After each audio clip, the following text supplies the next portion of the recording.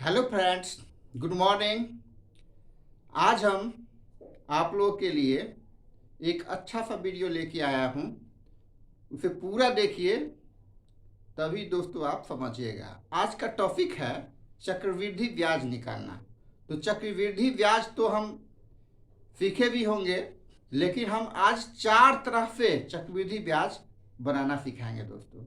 4 विधि द्वारा, एक ही आंसर सबका आएगा। 4 विधि से बनाएंगे तो देखिए कि कैसे हम बनाते हैं 4 विधि से चक्रवृद्धि ब्याज निकालना। और इससे आपको बहुत सारा फायदा हो सकता है, क्योंकि आप कंपटीशन का एग्जाम दे रहे हो या 10th में पढ़ रहे हो, तो आप आसानी से इस वीडियो को देखने के बाद किसी तरह का भी चक्रवृद्धि ब्याज निकाल लीजिएगा। तो चक्रवृद्धि ब्याज देखते हैं कैसे निकालें, उसका ट्रिक भी हम बताएंगे आपको। ट्रिक से जल्दी हो जाता है दोस्तों। जो मतलब 5 मिनट में बनाइएगा वो आप मतलब 1 से 2 मिनट में ही बना लीजिएगा। मतलब बहुत आसान तरीका है। तो इसे पूरा देखिए, और हमारा चैनल को सब्सक्राइब नहीं किए हैं तो सब्सक्राइब कर ले, लाइक कर ले, शेयर कर ले दोस्तों, ताकि और दूसरे को भी फायदा मिल सके। तो चलते हैं चक्रवृद्धि ब्याज कैसे निकालेंगे। तो हम यहाँ पर 4 तरीका से चक्रवृद्धि ब्याज निकालना आपको बताने जा रहे हैं। देखिए, इस ब्लैक व्हाइट बोर्ड को हम 4 भागों में बांट दे रहे हैं, क्योंकि 4 मेथड बताएंगे बनाने का। क्वेश्चन है 10,000 रुपए का 10% की दर से 3 वर्ष का चक्रवृद्धि ब्याज ज्ञात करें दोस्तों। तो चक्रवृद्धि ब्याज ज्ञात करना एकदम आसान है। इसको हम पहला तरीका से देख लीजिए। फर्स्ट तरीका जो है इसका चक्रवृद्धि ब्याज ज्ञात करना, मतलब साधारण इंटरेस्ट जो हम सिंपल इंटरेस्ट निकालते हैं उसी तरह, मतलब इसको हम 3 बार निकाल लेंगे। तो इसको हम जैसे 10,000 का 10%, पहले तो निकाल लीजिए 10,000 का 10% निकाल लीजिए। क्या होगा? 10,000 का गुना 10/100।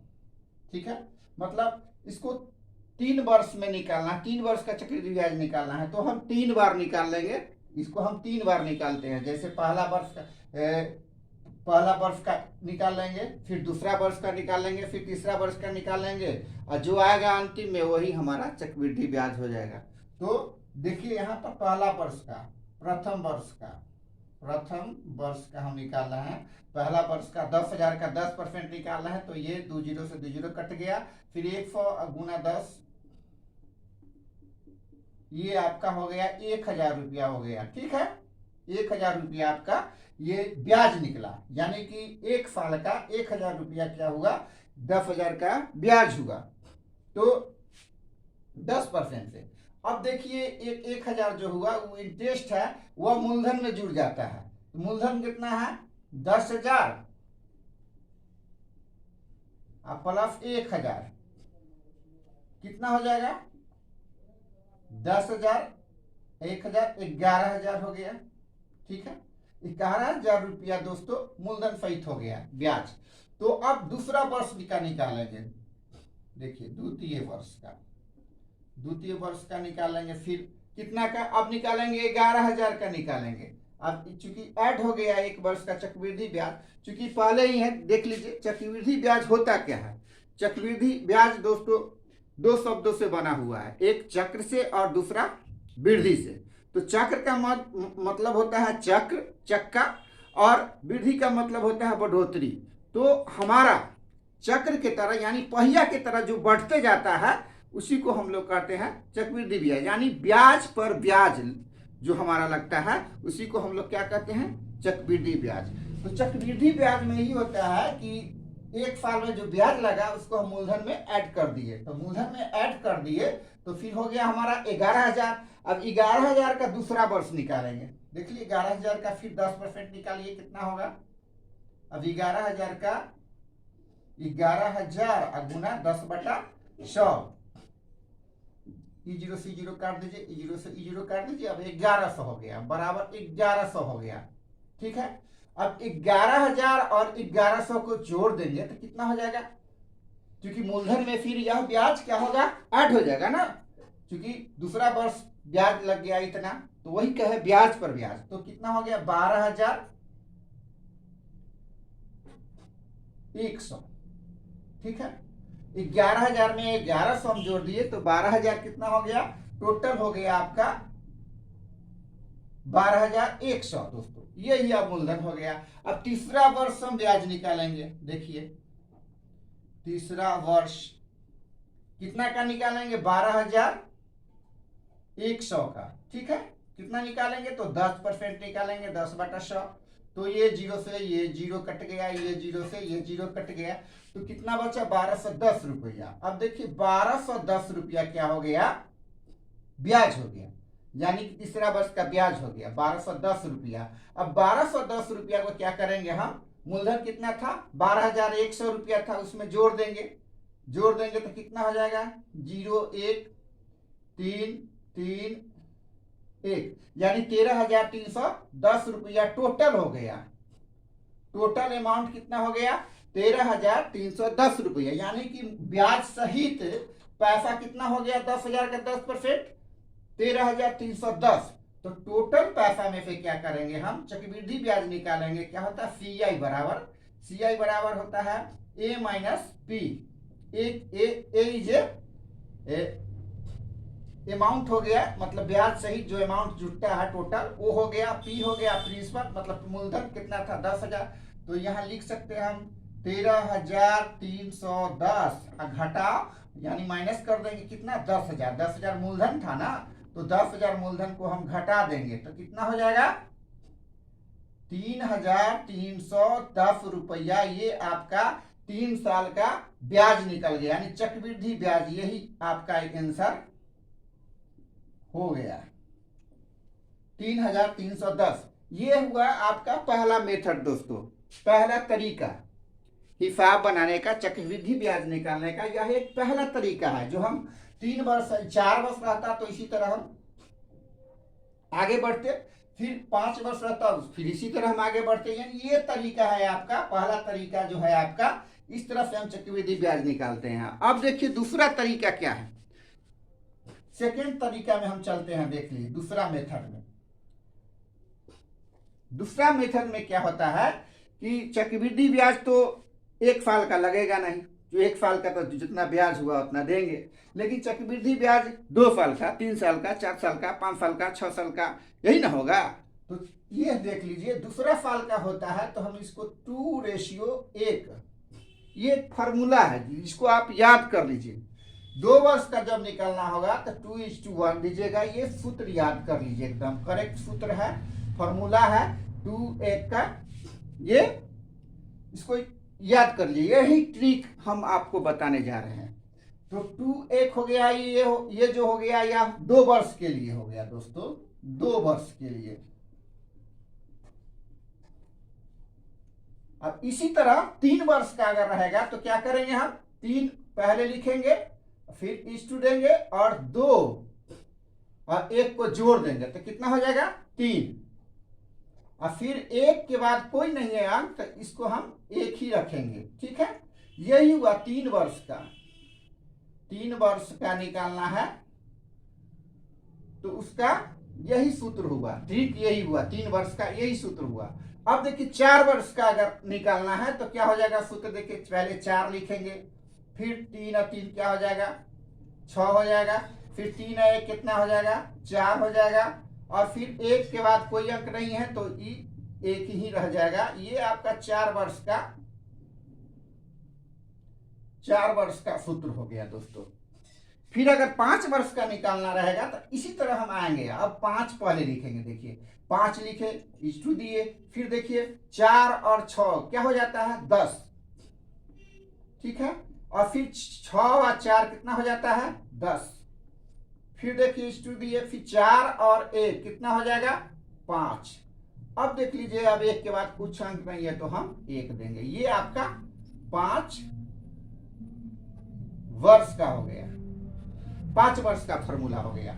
इसी प्रकार से 6 वर्ष का देख लीजिए क्या हो गया, आप बताइए। 6 वर्ष का अगर निकालना होगा तो क्या सूत्र बनाएंगे हम, 6 पहले लिखेंगे, ठीक है, फिर उसके बाद क्या लिखेंगे आप बताइए, तो 5 और 10 को ऐड करेंगे तो कितना हो जाएगा, 15। फिर देखिए 10 और 10 कितना हो जाएगा, 20। फिर देखिए 10 और 5 कितना हो जाएगा, 15। फिर देखिए 5 और 1 कितना हो जाएगा 6। अब नहीं है कोई अंक तो 1। ये हो गया आपका 6 वर्ष का, 6 वर्ष का हो गया। तो एवं प्रकार से हम 6, 7, 8, 9, 10 हम इसी तरह इसी ट्रिक पर हम बना सकते हैं। ज्यादातर आपको तो 2 साल 3 साल 4 साल का ही रहता है ब्याज निकालना। तो ये देख लीजिए, ये आपका ट्रिक हो गया, सूत्र हो गया, इसी पर हम बनाएंगे। तो पहला है आपका 2(1), यहाँ पर निकालना है हमको 3 वर्ष का चक्रवृद्धि ब्याज निकालना है। तो 3 वर्ष के लिए क्या है 3, 3, 1। तो देख लीजिए इसको कैसे निकालेंगे। तो 10,000 अमाउंट है, तो 10,000 अमाउंट का निकाल लीजिए आप। 10,000 का 10% निकाल लीजिए, 10/100। 10,000 का 10% निकालेंगे तो क्या होगा 10,000 गुना 10/100। तो काट दीजिए इसको, एक। अब कितना हो गया देख लीजिए, 1,000 रुपया हो गया। 1,000 रुपया क्या हो गया इसका, ये निकल गया। चूंकि यहां हमको 3 बार निकालना है, 1, 2, 3। 2 वर्ष रहता तो 2 बार निकालते, और 3 वर्ष है तो 1, 2, 3 बार ही निकालना है। 4 वर्ष में आपको 1, 2, 3, 4 बार निकालना पड़ता। 5 वर्ष में आपको क्या करना पड़ता, 5, 1, 2, 3, 4, 5 बार निकालना, यानी 6 वर्ष को 6 बार। तो यहाँ पर हमको 3 वर्ष के लिए है, तो 3 वर्ष का हमको 3 बार निकालना है। तो 10,000 का पहले निकालिए, 10% कितना हो गया 1,000। अब देख लीजिए, अब 1,000 का फिर निकाल लीजिए 10%। 1,000 का 10%, 10/100। E0 से E0 कट गया, E0 से E0 कट गया। अब कितना आ गया दोस्तों 100 आ गया। तो 100 रुपया क्या हो गया, फिर ये निकल गया 100 रुपया। 1,000 का 10%। अब हमको फिर 100 का, जैसे 1,000 का फिर निकाले, फिर अब 100 का निकालेंगे। 100 का 3 बार निकालना है ना, तो 100 गुने 10/100। अब 2 0 से D0 काट दीजिए, बराबर कितना हो गया 10। ये निकल गया 3 बार। क्योंकि 3 बार निकालना था तो हमने 3 बार निकाल दिया। अब देख लीजिए 3 वर्ष के लिए क्या सूत्र हम देखे हैं यहां पर, 3, 3 और 1, यही ना है 3 वर्ष के लिए, यही हमारा ट्रिक है। तो क्या करेंगे, पहला देखिए, पहला बार कितना निकाले थे 1,000, तो 1,000 इसके मुंडी पर रख दीजिए क्योंकि इससे मल्टीप्लाई होगा। फिर 100, दूसरा बार में कितना है आया 100, और तीसरा बार में क्या आया है 10 रख दिए। अब इसको 1,000 को 3 से मल्टीप्लाई कर दीजिए, कितना हो जाएगा 3,000, और प्लस का चिन्ह दे दीजिए। फिर 100 से 300 के मल्टीप्लाई करेंगे तो 300, फिर प्लस का चिन्ह दे दीजिए। फिर 10 को 1 से करेंगे तो 10। अब बराबर जोड़ दीजिए सबको, कितना हो गया 3,310। ये आपका एक्यूरेट चक्रवृद्धि ब्याज निकल गया। इसमें कोई घटाने उठाने का काम नहीं करना है। एक्यूरेट आपका 3,310 रुपया जो है वो आपका 10,000 का 10% की दर से 3 वर्ष का चक्रवृद्धि ब्याज इसी तरह हम निकाल लिए। यही अगर 4 वर्ष का रहता तो क्या करते हैं, फिर 10 लिखते हैं, 10 गुने 10/100, और फिर हम इस तरीका पर, इस ट्रिक पर 4, 6, 4, 1 पर हम इसको बैठाते। तो ये अगर आपको याद है 2, 1, देखिए इसमें ज्यादा याद करना नहीं है, इसमें 2 और 1 ये 2 वर्ष के लिए केवल याद कर लीजिए। उसके बाद इसी तरह क्रम बार बढ़ते जाइए, आपको अब ऑटोमेटिक फॉर्मूला बनते जाएगा। देख लीजिए कैसे बना है, 2, 1, 3। पहले तो 3 वर्ष का निकालना है तो 3 दे दिए, और फिर 2, 1, 3 कर दिए, फिर कुछ नहीं है तो 1 कर दिए। उसी तरह से फिर 4 वर्ष में देखिए क्या किए, पहले तो 4 वर्ष है तो 4 लिखे, फिर 3 और 3 को 6 लिख दिए, फिर 3 1 4 हो गया। उसके बाद 1 के बाद कुछ नहीं है तो 1 लिख दिए। और फिर देखिए 5 वर्ष का निकालना था तो क्या किए, 5 पहले लिखे, फिर 4 और 6 10 किए, 6 और 4 10 किए, और 4 और 1 5 किए, और फिर 1 के बाद कुछ नहीं है तो 1 किए। एवं प्रकार से हम 6 वर्ष 7 वर्ष 8 वर्ष 9 वर्ष 10 वर्ष सबका हम इसी ट्रिक पर हम आसानी से चक्रवृद्धि ब्याज निकाल सकते हैं। ये हो गया आपका दूसरा मेथड दोस्तों हो गया। अब आइए हम चलते हैं तीसरा मेथड। तो उम्मीद करते हैं कि तीसरा मेथड आपको आता भी होगा, लेकिन हम एक बार और इसको रिपीट कर दे रहे हैं। अगर आता होगा तो इसको समझिए कि रिपीट हो रहा है, रिवीजन हो रहा है दोस्तों। तो देख लीजिए तीसरा नंबर में क्या है, एक सूत्र होता है हमारा ए बराबर P into 1 plus R by 100 के n पावर, ठीक है। ए बराबर P into 1 plus R by 100 के होल n पावर, ठीक है, होल n पावर। तो इसको ये सूत्र पर हम ए चूंकि क्या हुआ, ए अमाउंट प्लस इंटरेस्ट होता है, तो ए यहाँ प्रिंसिपल P हो गया, आर रेट हो गया, दर हो गया, और n टाइम हो गया। तो इसी तरीका से हम बना सकते हैं। ये 10,000 P के क्या है 10,000, और 1 प्लस आर कितना है तो 10%, 10/100, और n कितना है तो 3, ठीक है। अब देखिए ये सूत्र हम लागू किए हैं 1000, 10,000 सॉरी, और ये आपका हो गया 110/100, और इसका पावर 3। अब कितना हो जाएगा देख लीजिए, ये जीरो से ये जीरो काट दीजिए, 11/10 हुआ, यानी कि 10,000 और गुना कितना हो जाएगा 11/10 को हम क्या करेंगे, 3 पावर है तो 3 बार लिख देंगे इसको, 11/10 और 11/10, ये हो गया। अब क्या करेंगे देख लीजिए, एक जीरो से एक जीरो काट दिए, एक जीरो से एक जीरो काट दिए, एक जीरो से एक जीरो काट दिए, यानी 3 गो जीरो नीचे था तो हम 3 गो 10,000 वाला में से काट दिए। अब क्या हो गया देखिए, अब सबको मल्टीप्लाई कर दीजिए, 10 गुना 11 गुना 11 गुना 11। अब कितना हो जाएगा, सबको मल्टीप्लाई करेंगे तो इधर से कीजिए, 11 के 11 से करेंगे तो क्या होगा 121, ठीक है। फिर 11 से करेंगे तो कितना हो जाएगा, ये हो गया आपका 1331। अब 1331 को 10 से करेंगे तो कितना हो जाएगा, एक जीरो बैठा दीजिए 1331 पर, ठीक है, यानी 13,310 रुपया आपका ये निकला, अमाउंट प्लस इंटरेस्ट, मतलब चक्रवृद्धि ब्याज सहित, मूलधन सहित आपका ये 13,310 रुपया निकला। तो CI बराबर क्या होता है देख लीजिए, ये कंपाउंड इंटरेस्ट जो होता है, कंपाउंड इंटरेस्ट का सूत्र होता है A माइनस P, ठीक है। तो A कितना निकल गया 13,310, ठीक है, 13,310 हुआ, उसमें कितना घटा देंगे 10,000 है तो 10,000 हम घटा दें, आराम से घटा दीजिए, क्या हो जाएगा, अब देखिए 3,310 रुपया आपका यही इंटरेस्ट जो है चक्रवृद्धि ब्याज CI आपका निकल गया दोस्तों। ये हो गया आपका तीसरा मेथड। अब आइए चौथा मेथड। चौथा मेथड में हम क्या करेंगे, डायरेक्ट CI का फॉर्मूला लागू करेंगे। CI का फॉर्मूला क्या है देख लीजिए, चौथा मेथड में हम डायरेक्ट CI का फॉर्मूला देख लीजिए। CI बराबर क्या होता है, CI यानी कंपाउंड इंटरेस्ट बराबर क्या होता है, ये देख लीजिए।